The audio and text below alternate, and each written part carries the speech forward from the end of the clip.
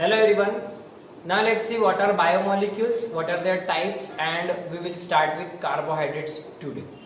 What are biomolecules? So simply in one line you can define biomolecules as the molecules or the all compounds of carbon, present in a living organism, living system are termed collectively called biomolecules. Carbon से बने हुए सारे compounds, CO2 छोड़ दो, organic compounds of carbon, that to organic compounds of carbon, they are called biomolecules. और organic compounds of carbon are called biomolecules. ठीक है, आपको एनसीईआरटी में इस चैप्टर में बहुत सारे पॉइंट्स ऐसे अलग अलग जगह पर दिए हुए हैं, उनको हम जमा करेंगे और धीरे एक कलेक्टिव पॉइंट बनाकर मैं आपको बताने वाला हूँ. एनसीईआरटी रीडिंग के टाइम आप कंफ्यूज हो जाएंगे, सर ये पॉइंट तो यहाँ पे नहीं है, आप जैसा बताया वैसा नहीं है, सीक्वेंशियल मैनर में आपको नहीं मिलेगा. वैसे ही चैप्टर पूरा एनसीईआरटी में उलट पुलट करके दिया हुआ है. पहले अमाइनो एसिड्स है, फिर प्रोटीन्स बाद में दिए हुए हैं, स्ट्रक्चर ऑफ प्रोटीन बीच में तुमको लिपिड्स दिए वाले हैं, कहीं पे तुमको कार्बोहाइड्रेट्स का डिस्कशन है, अचानक से डीएनए मीन्स इस तरीके से आपको बहुत कंफ्यूजिंग पार्ट में दिया है. बट मैं आपको जिस तरीके से बता रहा हूँ आप वैसे ही करो. पहले हम पूरे कार्बोहाइड्रेट्स देख लेंगे, फिर प्रोटीन्स देखेंगे, प्रोटीन की सब चीजें एक साथ देखेंगे, लिपिड्स की सब चीजें एक साथ देखेंगे, और उसके बाद फिर आपके जो कोई भी पार्ट रहेंगे वो मतलब एक साथ कलेक्टिव हम स्टडी करेंगे. तो आपको क्या होगा, रजिस्टर में आप नोट करके रखो उसी तरीके से, फिर जब आप एनसीईआरटी रीड करोगे तो आप उसको फिर पॉइंट आपको मिल जाएगा, अरे हाँ ये पॉइंट यहाँ है, एक पॉइंट यहाँ पर है, ऐसे बिखरा हुआ है सब. So just focus here. मैं जिस तरीके से बता रहा हूँ आपको वही तरीके से आपको ये चैप्टर कवर कर. अब बायोमोलिक्यूल्स की जो डेफिनेशन आपको इस पैसेज में है, आप ये पैसेज देखिए एनसीईआरटी में. ओके, आपके सामने पेज नंबर भी लिख कर आ रहा है, तो ये पेज नंबर पर बायोमोलिक्यूल्स की डेफिनेशन आपको मिलेगी जो एक्चुअली चैप्टर के स्टार्ट में होनी चाहिए थी. लेकिन वहां पे हमने कुछ एक्सपेरिमेंट देखे, how to study and how to do the elemental analysis of any tissue, that what elements are present in a tissue, we have seen it in first lecture. लेकिन बायोमोलिक्यूल्स की डेफिनेशन आपको इस lecture में इस page पर यहाँ पे मिलेंगी. ठीक है, अब इसी के अंदर आपको टाइप्स ऑफ बायोमोलिक्यूल्स मिलेंगे. तो there are two types of biomolecules, we have seen it in yesterday's lecture, biomacromolecules और बायोमाइक्रोमोलिक्यूल्स. बायोमैक्रो और बायोमाइक्रोमोलिक्यूल्स जैसे दो. They are larger in size, they are smaller in size, ये तो हमने कल ही देखा था, प्रीवियस लेक्चर में देखा था. मैक्रो मतलब लार्ज, माइक्रो मतलब स्मॉल. बट लार्ज मतलब कितने, तो जिनका मॉलिक्यूलर वेट 1000 डाल्टन से ज्यादा रहेगा. सो 1000 डाल्टन से उनका मॉलिक्यूलर वेट ज्यादा रहेगा, 1000 से ज्यादा रहेगा उनका molecular weight. The molecules who will have molecule which will have a molecular weight more than 1000 daltons is categorized under biomacromolecule. और जिनका मॉलिक्यूलर वेट 1000 डाल्टन से कम रहेगा, 1000 डाल्टन से कम रहेगा, मतलब ये X मॉलिक्यूल है, इधर Y मॉलिक्यूल, तो Y का molecular weight is greater than 1000 Dalton's, और ये X मॉलिक्यूल है, उसका molecular weight less than 1000 Dalton's. What is Dalton? It is a simply a unit of molar mass or measuring the molecular weight of any chemical. Chemistry में आपको आएगा ये chapter आपको मैंने पहले भी बताया, 12th में आपको केमिस्ट्री में रहेगा, तो 12th के हिसाब से भी करो. 12th में आपको और बाकी की कुछ चीजें रह गए वाली वहाँ पे क्लियर हो जाएंगी, स्ट्रक्चर्स वगैरह. बट अभी बेसिक आइडिया अपना बायोलॉजी के हिसाब से याद रखने के लिए आपको ये करना. Dalton is the unit of molecular weight. अगर 1000 डाल्टन से कम उसका मॉलिक्यूलर वेट है तो वो माइक्रोमोलिक्यूल, और 1000 डाल्टन से ज्यादा उसका मॉलिक्यूलर वेट है, जैसे कि 12000, 15000, 15000, 50,000, it may be 1 lakh daltons, इतने बड़े बड़े भी मॉलिक्यूल्स हो सकते हैं. So that molecules are categorised under macromolecules. Those whose weight is less than 1000 daltons are called micromolecules. They are generally found in acid insoluble pool. They are generally found in acid insoluble pool. कल का अपना trichloro acetic acid का जो experiment किया था उसमें ऊपर ही मिल रहे थे ये. और ये they are found in acid soluble pool. They are found in acid soluble pool. Okay. Then they are generally, for example, polymers. They are generally polymers, and इनके example they are mostly the monomers or smaller units of that polymer. Smaller units of that polymer. अब इसमें polymers कौन से आते हैं तुम्हारे, polysaccharides, इनके monomers रहते हैं मोनोसैकेराइड्स। सैकेराइड मतलब sugar, we will see it today. Saccharide मतलब शुगर, मोनो मतलब एक ही शुगर, पॉली मतलब many sugar molecules are joined in the form of a chain, one glucose की चेन बनाई रहेंगी। So it forms cellulose, it forms glycogen, so that is the polysaccharide, a long chain polymer, a long chain molecule of repeating units, and the repeating units are called monomers. They join to form polymers, such as monosaccharide join to form polysaccharides. तो ये macromolecule, ये छोटा हो जाएगा micromolecule. दूसरा हो गया तुम्हारा पॉलीपेप्टाइड्स, मतलब प्रोटीन्स, लार्ज प्रोटीन्स जो बने होते तुम्हारे अमाइनो एसिड से। एक अमाइनो एसिड्स वगैरह क्या रहता है, we will see the structure of amino acids in protein. So amino acids are monomers, they join to form polypeptides, that is long chain of amino acids. Poly मतलब मेनी, peptide मतलब उनमें peptide bonds present रहते। Okay, then your DNA and RNA means your nucleic acids, they are also long chain polymers, they are also macromolecules, but they are made up of smaller repeating units called nucleotides. आपको याद रखने के लिए मैं इस तरीके से लिख रहा कि ये पॉलीसैकेराइड अगर मैक्रो है तो उसका मोनोसैकेराइड क्या हो जाएगा, micromolecule.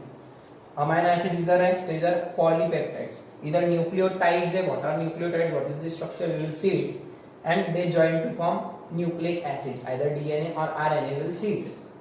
So these are what the examples. One more example is there. Lipids are also here. Lipids are also example. Lipids are the example of biomicromolecule, but they are present in acid insoluble pool. Lipids are example of micromolecule क्योंकि उनका molecular weight बहुत कम रहता है, 1000 Dalton से कम रहेगा, लेकिन वो मिलते किधर, वो अपने को मिलते इनसोल्यूबल पूल में, ऊपर ही मिलते एक्सपेरिमेंट में। ओके, ऐसा क्यों, because lipids are present generally in compact structures in densely packed form, embedded form, as in your for example plasma membrane। अगर आपको याद आ रहा हो प्लाज्मा मेम्ब्रेन, थोड़ी सी डायग्राम में बता रहा हूं आपको। प्लाज्मा मेम्ब्रेन जो it is made of lipid bilayer in which proteins are floating on like an iceberg. Protein is floating on it like in the ocean of lipids like the icebergs. So ये जो तुम्हारा lipids है, ये lipids membrane बनाते, mitochondria का membrane, nucleus का membrane, तुम्हारे cell organelles का मेम्ब्रेन। तो सेल के अंदर इतने डीपली पैक होते हो कि उनको तोड़ना मुश्किल होता। जब हम वो ग्राइंडिंग एक्सपेरिमेंट कर रहे थे ट्राइक्लोरोएसिटिक एसिड का, तो मैं सेल्स को क्रश नहीं कर सकता, मैं हाँ टिश्यू को क्रश करूंगा, उसके छोटे छोटे टुकड़े होंगे, लेकिन सेल को तोड़ के उसके अंदर से लिपिड्स अलग होना ये पॉसिबल नहीं है। So lipids are deeply embedded, they form structures like cell membranes of various cell organelles. Hence lipids cannot be easily isolated, lipids cannot be easily separated by simply grinding. What happens then, these lipids remain in acid insoluble form, they remain along with your long proteins, large proteins, DNA, RNA, and hence they are obtained in acid insoluble pool. Remember the reason, मैं क्या बात समझा रहा हूं, this is the page where this explanation is given. आपके सामने ये page आ रहा है, मैं यही की बात कर रहा हूं। Lipids are actually the biomicromolecules, lipids में तुम्हारे ऑयल्स, फैट्स सब आ जाएंगे। So these are actually biomicromolecules, so they must be present in acid soluble pool, बरोबर है। But instead of getting it there they are present in your acid insoluble pool, soluble में नहीं मिलते, insoluble pool में या फिर insoluble fraction में, retentate में मिलते। why, what is the reason behind it, ये रीजन मैं बता रहा आपको, because lipids are present in cell membrane, various membranes of cell organelles, where they cannot be easily isolated, easily separated, hence they remain in acid insoluble fraction along with the other biomicromolecules, macromolecules along with other biomacromolecules है वो ये, लेकिन मिलते इधर। ये reason याद रखो, ये एमसीक्यू है। मींस अगर आपको पूछे कि एसिड इनसोल्यूबल पूल में, एसिड इनसोल्यूबल पूल के एक्सपेरिमेंट में आपको जो भी मॉलिक्यूल्स मिल रहे सारे के सारे बायोमैक्रोमोलिक्यूल्स हैं, all are biomacromolecules except Who is the exception here? Except lipids. Lipids are, though they are found here, but they are actually biomicromolecules. Why we call them as biomicro? Because they are having a molecular weight less than 1000 daltons. Clear? Yes. Let's move ahead. This is what the two types of biomolecules. These are actually biomicromolecules, macromolecules. They are examples. Now let's start with the carbohydrates. उसमें हम polysaccharides और monosaccharides देखेंगे. So what are carbohydrates? As the name suggests, carbohydrates. Let's break it down. What you will get, carbon and hydrate means these are the hydrates of carbon. अगर general definition देखें, पुरानी definition, traditional old definition, so hydrates of carbon, hydrate मतलब water, hydration, और उसमें carbon add कर दो तो जो आपको मॉलिक्यूल्स मिलेंगे दे आर कॉल्ड कार्बोहाइड्रेट्स. ये पुरानी डेफिनेशन. ओके, जैसे कि मैं आपको पहले बेसिक एग्जांपल देता, glucose. This is the example of most common carbohydrate, C6H12O6. The molecular formula of glucose is C6H12O6. There are 6 carbons, 12 hydrogens and 6 oxygens. मैं एक डायग्राम यहाँ पे ड्रॉ करके रखता हूँ उसकी. 1 2 3 4 5 6. These are 6 carbons. Okay, so this group is here CH double bond O. Okay, here CH2 OH. Then H H OH, H H H, here OH, here H OH, OH. This is carbon number 1 2 3 4 5 6. There are 6 carbons. Count the number, 6 carbons, 12 hydrogens, count it. Okay, and 6 oxygens. 1 2 3 4 5 6. On every carbon there is 1 oxygen is present. So this is what the general formula. This is the molecular formula. This is the structural formula. Okay, keep in mind this is a simple structural formula of glucose. In chemistry, in 12th you will get cyclic structures, Fischer projections, somewhat different structures. So don't get me wrong, ऐसा नहीं कि मैं गलत बता रहा हूँ, but yes अपने को बेसिक चाहिए, अपने को बायोलॉजी के हिसाब से चाहिए, not from the point of your chemistry. आपको तब सर बता देंगे कि केमिस्ट्री में कैसा है. So you will come to know the other structural diagrams of glucose, but for basic अपने लिए कितना चाहिए इतना काफी है. This is your biological structure of glucose.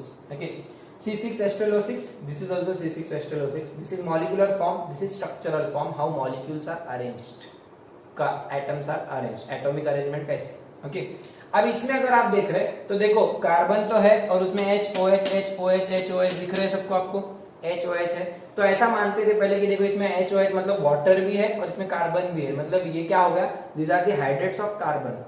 पहले वाले लोग हाइड्रेट्स ऑफ कार्बन मानते थे, लेकिन बाद में इसको मॉडिफाई किया. This definition was modified from the other structures, fructose, galactose, lactose, cellulose, उनके स्ट्रक्चर्स को मॉडिफाई किए, उनके ऊपर से स्टडी किए और पता चला दीज आर एक्चुअली पॉलीहाइड्रोक्सीअल्डिहाइड्स, पॉलीहाइड्रोक्सीअल्डिहाइड्स और पॉलीहाइड्रोक्सीकीटोन्स, पॉलीहाइड्रोक्सीअल्डिहाइड्स और पॉलीहाइड्रोक्सीकीटोन्स. आपको केमिस्ट्री में फंक्शनल ग्रुप्स आएंगे, उसमें आपको कार्बोनिल ग्रुप्स आएंगे. Carbonyl groups, these are two, these are collectively called carbonyl groups, right. देखो केमिस्ट्री के हिसाब से कार्बोनिल ग्रुप्स, कार्बोनिल ग्रुप क्या रहता, कार्बन उसको डबल बॉन्ड हाइड्रोजन, उसको इधर एक बॉन्ड, कार्बन की वैलेंसी 4 है, 1 2 3 4 बॉन्ड्स, उसमें एक ऑक्सीजन डबल बॉन्ड बना लेगा और इधर हाइड्रोजन रह सकता. ओके, अगर इधर हाइड्रोजन आ गया और इधर से भी कोई और मॉलिक्यूल आ गया, सो फॉर एग्जांपल CH3 आ गया, तो ये जो ग्रुप बनला CHO group, this is called aldehyde group. CHO group is called aldehyde, carbon की एक वैलेंसी ओपन है. और अगर इधर CHO के बदले इधर CH3, इधर हाइड्रोजन के अलावा दूसरा ग्रुप कुछ और आ गया, तो मतलब बॉन्ड क्या बनेगा, CO बनेगा और ऑक्सीजन की वैलेंसी ओपन रहेगी, मतलब इधर से भी CH3 वगैरह कुछ आना चाहिए, तो इतना ही ग्रुप, ये CH3 वगैरह कुछ और. अगर हाइड्रोजन रहा एक साइड में और दूसरे साइड में अल्किल ग्रुप्स कुछ भी रहे, तो वो अल्डिहाइड, और दूसरे अगर दोनों तरफ से अल्किल ग्रुप्स प्रेजेंट रहे तो वो हो जाएगा ketone, because C double bond और मेन ग्रुप हो जाएगा और इसके इधर चेंजिंग रहेगा। ओके, अगर कांस्टेंट रहा हाइड्रोजन तो ये अल्डिहाइड बन जाएगा और इधर वाला बदलते रहेगा, लेकिन अगर ये भी बदल रहा, ये CH3 C2H5 ये चेंज हो रहा, दोनों साइड से चेंज हो रहा है, so that will be your main group is CO, that is ketone. तो देखो आप यहाँ पे अगर आप डायग्राम में देख रहे हो तो ये CHO ग्रुप प्रेजेंट है, देखिए यहाँ पे CH डबल बॉन्ड O, और इधर नीचे ये पूरा का पूरा CH2 CHO जो भी है, तो ये होगा अल्डिहाइड ग्रुप यहाँ पे, this is the CHO group, aldehyde group. Okay, ऐसे ही अगर आप फ्रुक्टोज में देखो तो फ्रुक्टोज में आपको बीच में डबल बॉन्ड O मिलेगा। फ्रुक्टोज का स्ट्रक्चर अगर आप स्टडी किए तो यहाँ पे डबल बॉन्ड O मिलेगा आपको, और ये हाइड्रोजन निकल जाएगा यहाँ से, ठीक है। तो C इधर मेन हो गया, बीच में डबल बॉन्ड हो, ऊपर CHO कुछ तो भी, और इधर CH, मतलब कार्बन को इधर कार्बन, इधर भी कार्बन अटैच है, so this will become your ketonic group, keto. समझ रहा है मैं क्या बोल रहा हूँ, स्ट्रक्चर कैसे समझा रहा हूँ आपको। यहाँ पे अल्डिहाइड ग्रुप भी है, या फिर किसी शुगर में आपको कीटोन ग्रुप मिलेगा। तो कीटोन और अल्डिहाइड ग्रुप मतलब कार्बोनिल ग्रुप्स प्रेजेंट है, और उनके साथ में और क्या प्रेजेंट है, so along with them you can find OH groups. See this is OH group, this is OH, these are OH groups, right. ऊपर तो नहीं, अभी ड्रॉ किया था मैंने, अगर फिर से कार्बन के इसके स्ट्रक्चर पे आ गए, सो सी ग्लूकोज में आपको 1 2 3 4 5 OH ग्रुप्स। OH मतलब कौन सा ग्रुप रहता है, अल्कोहलिक ग्रुप, उसको जब अपन बोलते हैं hydroxy group, hydroxy group, correct. तो यहाँ पे आपको हाइड्रोक्सी ग्रुप भी है और कार्बोनिल ग्रुप भी प्रेजेंट है। तो लेकिन हाइड्रोक्सी ग्रुप एक है क्या गिनती का, अकेला सिंगल है क्या, दो है क्या, मेनी है, मोर देन वन है। तो देखो 1 2 3 4 5 पेंटा हाइड्रोक्सी बोल सकते अगर डिफाइन करने का general, so it becomes polyhydroxy, polyhydroxy aldehydes or polyhydroxy ketones. So you can see in structure that there are many hydroxy groups on carbons, and there is at least one aldehydic group or one ketone group, that is one carbonyl group is present. Such molecules are known as carbohydrates. तो carbohydrates की general definition क्या बनेगी, carbohydrates are the polyhydroxy aldehydes or polyhydroxy ketones. Carbohydrates are polyhydroxy aldehydes or polyhydroxy ketones, so that molecules are called carbohydrates. Biological definition. Okay, definition समझ में आई। Second point, they have a general formula.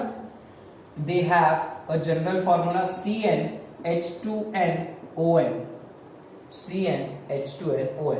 जितने carbon है, for example n is the number of carbons, so उससे double hydrogen से और उतने ही carbon के जितने ही ऑक्सीजन से। देखो ये फॉर्मूले में देखो, Cn n is equal to कितना होगा 6, n refers to the number of carbons, तो 6 कार्बन से, तो 2n मतलब डबल करो, 2 के 6 इंटू 2 12, तो हाइड्रोजन डबल है, और n मतलब उतने ही, मतलब 6 oxygens are same. So CnH2nOn is the general formula of your sugar. Generally n starts with 3. मतलब 3C3H6O3, राइट। अगर मैंने 4 रखा वहां पे, C4 4 के डबल 8, और ये 4 5 रखा तो 5 10 5 6 का 6 12 6 7 का 7 14 7। समझ रहा है कैसे शुगर्स के जनरल फॉर्मूले पे से फिर आप अदर फॉर्मूले डिराइव कर सकते हैं। So the general formula of carbohydrate is CnH2nOn, और उस पर से फिर आप other n is equal to generally 3, और 3 के आगे आप उसके 2 कार्बन वाले शुगर नहीं है, 3 कार्बन से स्टार्ट होते शुगर्स, और बेसलाल्डिहाइड बनता वहां पे, और फिर उसके बाद आप कितने भी नंबर ऑफ कार्बन बढ़ा सकते। Okay, but we have 6 carbon containing sugar, this is your glucose. Fructose का भी सेम रहता है, but just there is one difference, glucose में अल्डिहाइड ग्रुप है और फ्रुक्टोज में कीटोन ग्रुप है। तो वो क्या आगे बनता है अपन क्लासिफिकेशन में देखें। So this is next point, that is general formula. इसके बाद अगर और आगे बढ़े, so they consist of only carbon, hydrogen and oxygen. अभी देख रहे हैं आप, आपके सामने ही है, इसके अलावा कोई और मॉलिक्यूल नहीं है, नाइट्रोजन वगैरह नहीं रहता, सल्फर वगैरह एब्सेंट है।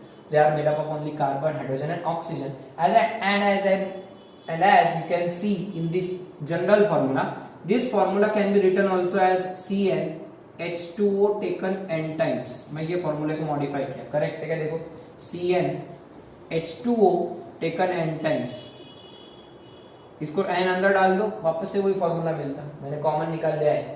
ओके, तो इस पे एक बात ये दिखाई देती कि यहाँ पे हाइड्रोजन और ऑक्सीजन का जो रेशो है 2:1 है।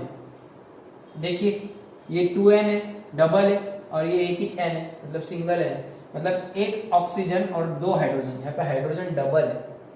ओके, H डबल है और हाइड्रोजन, इनका रेशो कितना है? What is the ratio of hydrogen is to oxygen in carbohydrates? It is 2:1 and this is the ratio similar to water.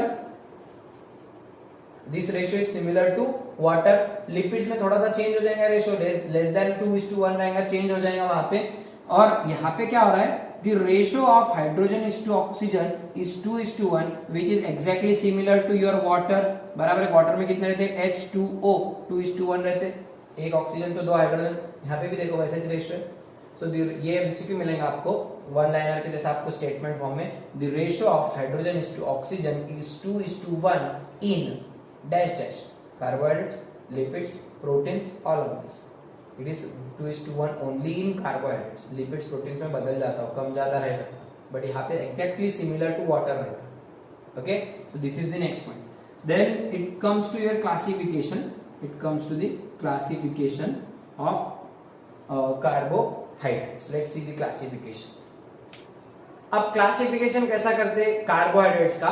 सो सब स्ट्रक्चर की बात है और थोड़ा सा हाइड्रोलिसिस के बेस पे हम यहाँ पे क्लासिफाई करेंगे।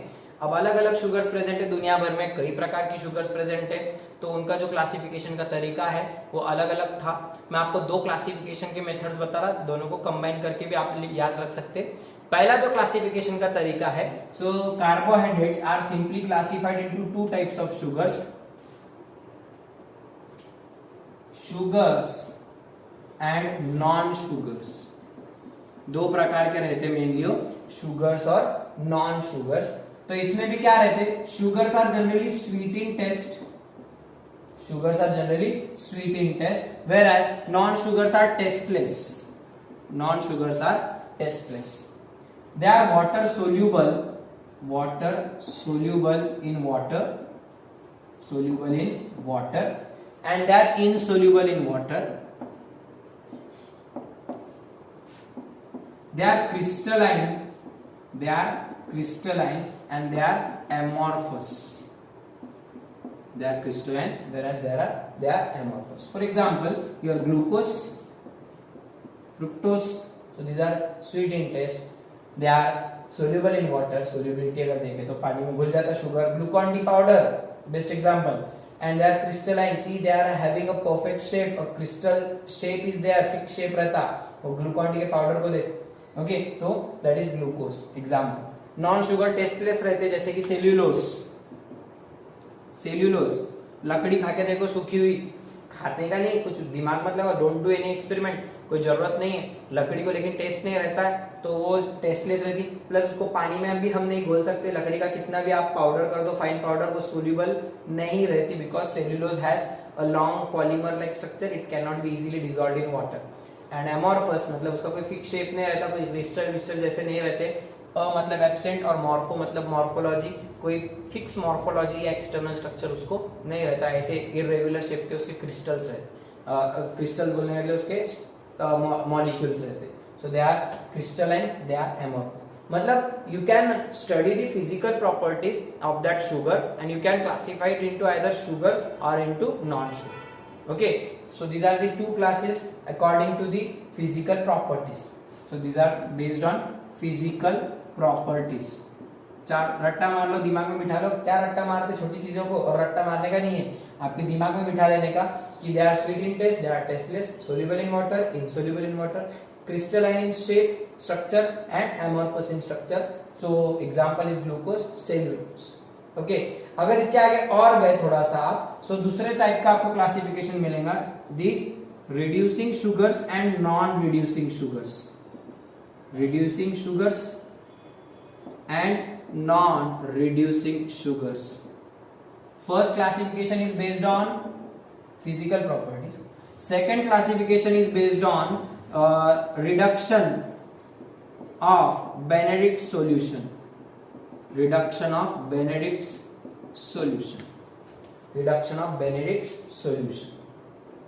इसमें क्या होता, जब वो शुगर को हम बेनेडिक्ट सॉल्यूशन के साथ ट्रीट करते हैं, फॉर एग्जांपल ग्लूकोज, इसको अगर मैंने क्या किया, एक लैब रिएजेंट रहता बेनेडिक्ट्स सॉल्यूशन या बेनेडिक्ट्स रिएजेंट बोल के, इसके बदले आप फेलिंग्स सॉल्यूशन भी यूज कर सकते हैं। एक और सॉल्यूशन है फेलिंग्स, ये बंदा, इसका भी एक सॉल्यूशन। अच्छा, इनमें क्या रहता, कैसे बनाते हैं, या आप गूगल करके भी देख सकते हैं, अदरवाइज आपको केमिस्ट्री में आप यूज में इसका आपके कोई ना कोई रिएक्शन आई होंगे और आएंगी भी आगे। तो बेनेडिक्ट्स रिएजेंट के साथ जब मैं कोई शुगर को ट्रीट करूंगा तो क्या होता, अगर वो शुगर उसका रिडक्शन कर दे रही, इसको रिड्यूस कर रही, means if that sugar is reducing this reagent and itself getting oxidised, खुद को ऑक्सीडाइज कर ले रही और इसका रिडक्शन कर ले रही, तो क्या होता, जो ब्लू कलर रहता है इस सॉल्यूशन का, naturally this solution Benedict solution is blue in colour. आप फोटो में देखो ऊपर, तो वो ब्लू कलर के टेस्ट ट्यूब में अपन टेस्ट ट्यूब में क्या करेंगे, ब्लू कलर का बेनेडिक्ट सॉल्यूशन ऐड करेंगे, उसमें मैं ये ग्लूकोज जो ग्लूकॉन डी पाउडर है वो डाल दूंगा, उसको थोड़ा हीट करने का, उसको मिक्स करके हीट करने का। हीट करने के बाद अगर वो ब्लू कलर का कलर ब्रिक रेड हो जा रहा, डार्क रेड कलर का ब्रिक रेड हो जाएगा, तो समझ लेने का रिडक्शन रिएक्शन हो गई। शुगर ने क्या की, सॉल्यूशन जो है बेनेडिक्ट्स का उसको रिड्यूस कर दी और शुगर का ऑक्सीडेशन हो जाता, शुगर इटसेल्फ गेट्स ऑक्सीडाइज्ड। तो जो ऐसे शुगर्स रहते जो ये कलर चेंज देते, ब्लू कलर को रेड कलर में कन्वर्ट कर देते, मतलब उन्होंने रिडक्शन ऑक्सीडेशन कैरी आउट किए, ऐसे शुगर्स को बोलने का reducing sugars.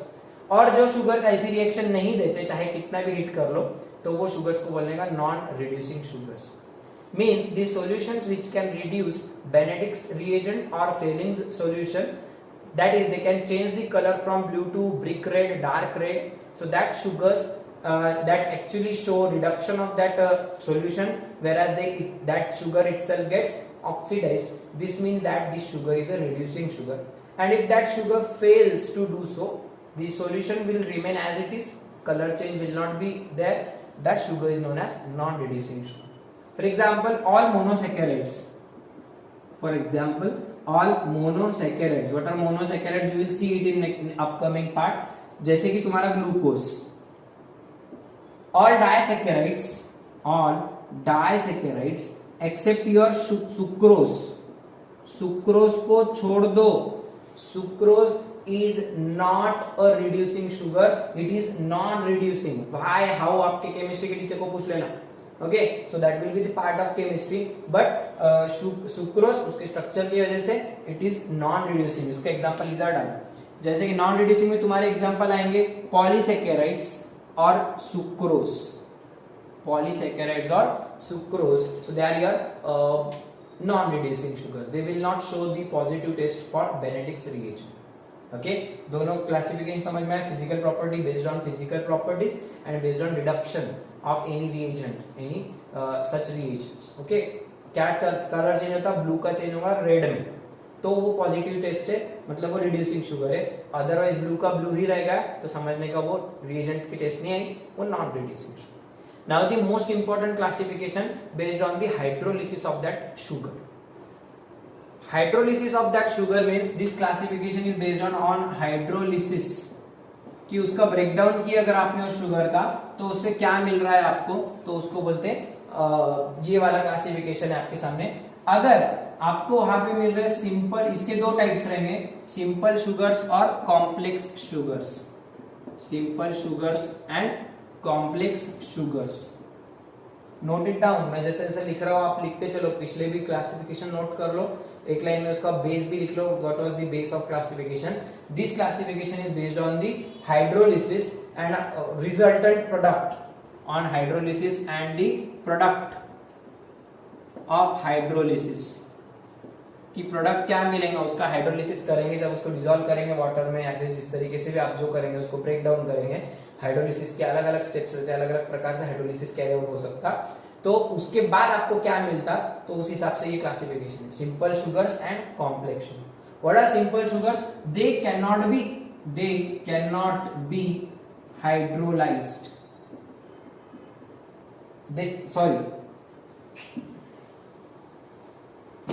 Simple sugars, they can produce 0 to 10 units of sugars. They can produce 0 to 10 units of sugar on hydrolysis. Hydrolysis का वो 1 से 0 भी बिना किसी कोई यूनिट भी नहीं देंगे, एक भी शुगर नहीं देंगे, या हो सकता है कि छोटे छोटे और शुगर के मॉलिक्यूल्स उनमें से निकलेंगे. Okay, 0 to 10 units. And complex sugars, they produce more than 10 units of sugars.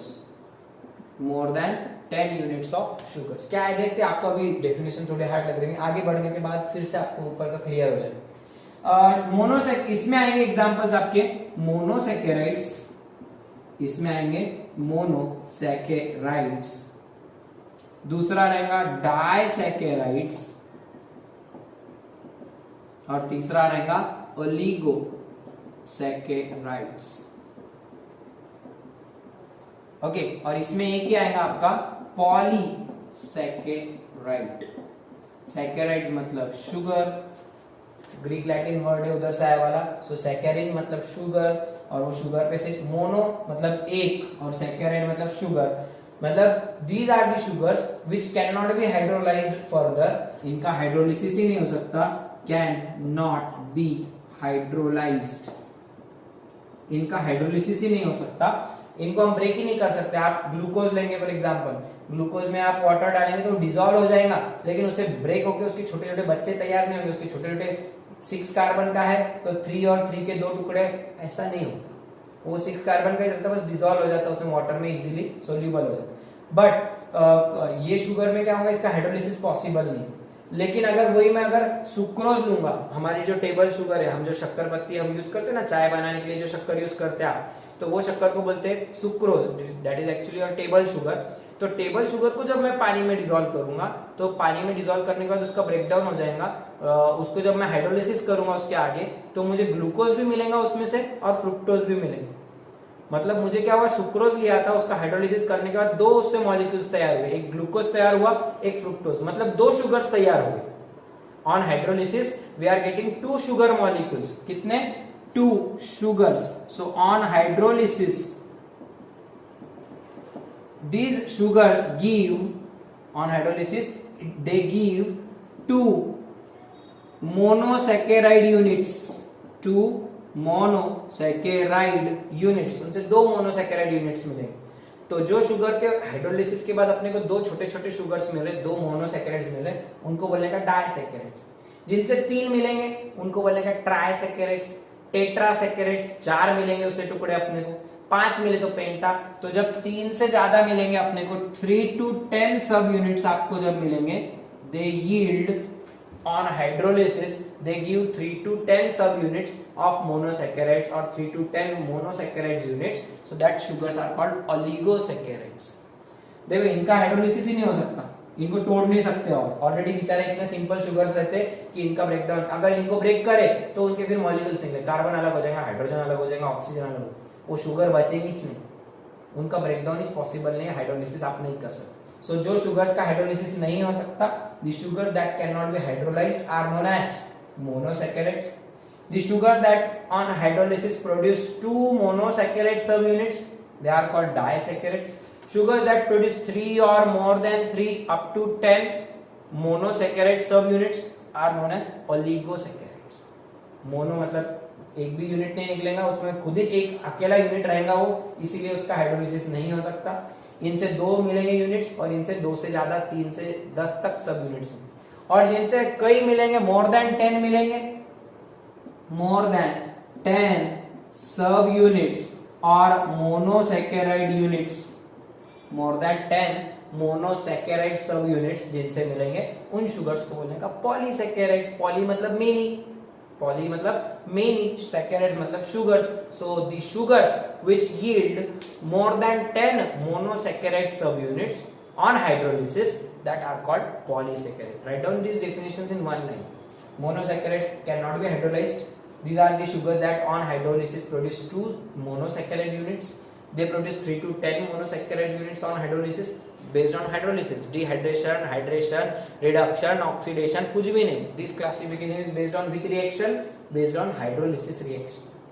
Okay समझ रहा, सिंपल शुगर क्या रहते हैं, कॉम्प्लेक्स शुगर क्या रहते हैं। ये सिंपल क्यों है, क्योंकि ये 0 से 10 इसमें एक भी सब यूनिट नहीं मिलेगा, मतलब 0 सब यूनिट मिल रहे, इसमें 2 मिल रहे, इसमें 3 to 10 मिल रहे, मतलब देखो एक रेंज क्या बन गई 0 to 10, वही डेफिनेशन लिखा क्या मैं, simple sugars produce 0 to 10 units of monosaccharides और sugars, monosaccharides or sugars, they produce more than 10 monosaccharide units, they are called polysaccharides. Okay इतना क्लासिफिकेशन आपको अभी तक आना चाहिए। इसके आगे हमको और क्लासिफिकेशन बढ़ाने का है, जैसे कि मोनोसैकेराइड्स के अभी बता देता बस दो टाइप से, इसके टाइप से अल्डोज और कीटोज, अल्डोजेस और ketoses. They consist of aldehydic functional group, CHO functional group in their structure, and they consist of CO, that is your this is your CO, that is ketonic functional group. Aldehydic functional group is present here and ketonic functional group is present in ketosis. Okay, similarly disaccharide के कोई types नहीं है, oligo के कोई types नहीं है। Polysaccharides can produce, they are of two types, homopolysaccharides and the second type is, इसके दो टाइप्स पॉसिबल है, homopolysaccharides और heteropolysaccharides. Homopolysaccharides and heteropolysaccharides, these are the two types. What are the definitions, what are the examples, हम इसको we will see it in our next lecture.